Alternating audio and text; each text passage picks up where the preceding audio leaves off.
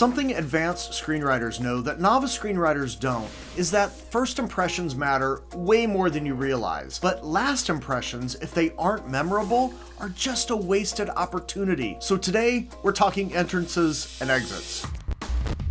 An entrance or an exit is not just how a character enters a scene or how they leave a scene. I mean, it is that, but it's much more than that, a whole lot more. Simply, an entrance or an exit is a storyteller's choice about the manner in which a character enters or exits a scene, or the manner in which a character is introduced to or removed from the narrative. A lot of novice writers think the character introduction, the character death, or how characters enter or leave a room is all that we're talking about. But in thinking about entrances and exits like this, you are relegating those entrances and exits to only the story portion of your script. You're not taking into account the storytelling aspect of your screenplay, and that's just as important as the story. But if you only think about entrances and exits as a story element, you're limiting your options. So consider whether or not you do these things. You think a character needs to be introduced here, so I should write a character description and drop them in the story. Or you think, for the story to work, this character needs to be killed off during this moment. Or you think, because new writers are overly concerned about walking characters from point A to point B, you need to see a character enter a room or leave a room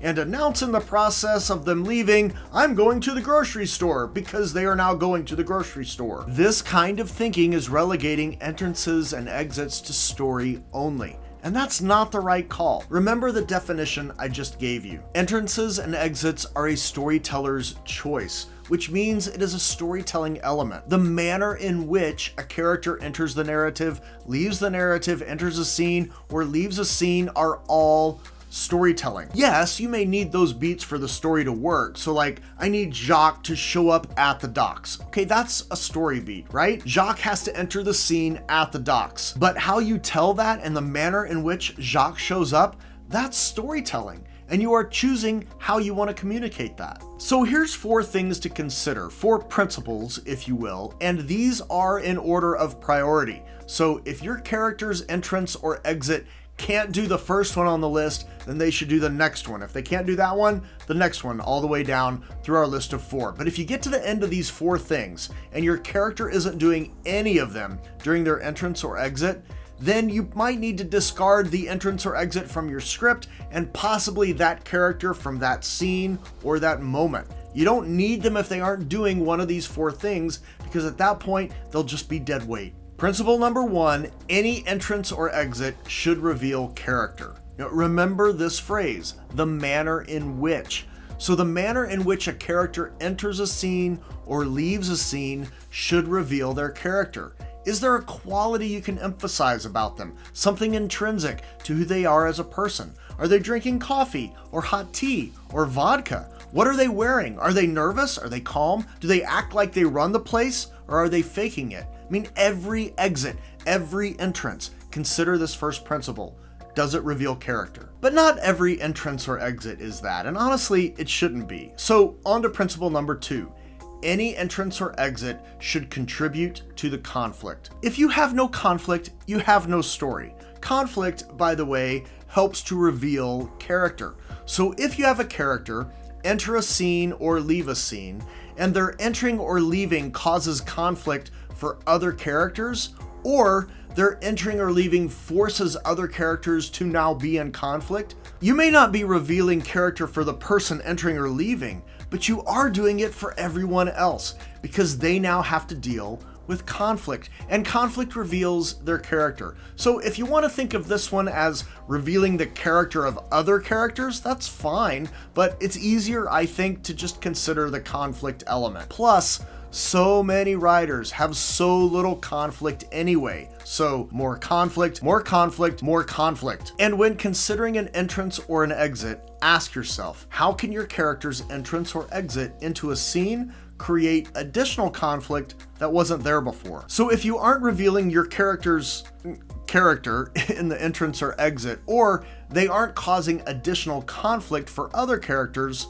on to principle number 3. Any entrance or exit should advance the plot of the story. If you don't have a reason for that character to be in the story at that moment, Why are they there? They aren't revealing character, they aren't causing conflict, they aren't advancing the story. So what are they doing there? I mean, this is why you get so many notes about how you don't need all the characters that you currently have in your story. They aren't doing anything. And if they aren't helping move the story forward, they are making the story stagnant. And stagnant stories are bad, bad, bad. So move the story forward through their entrance or exit. But if the entrance or exit hasn't done one of those three things, okay, you still have one last option, a Hail Mary pass with the clock running out. Principle number 4, if an entrance or exit isn't doing one of those first three, then you are left only with this option. Any entrance or exit should establish the setting or the geography of the scene. A new character enters the scene and we follow them around as they interact with different people,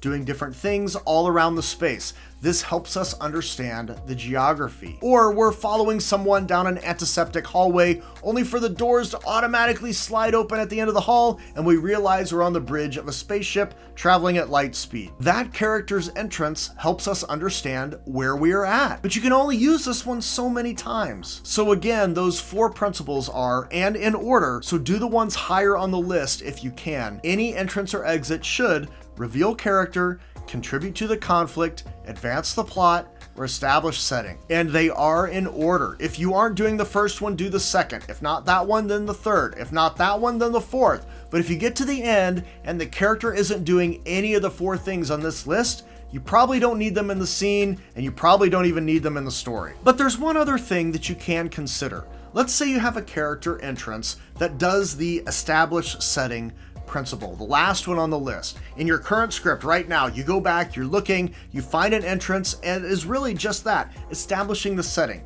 That's fine, it might be great, but now that you know that, consider elements higher on the list that character's entrance could also do.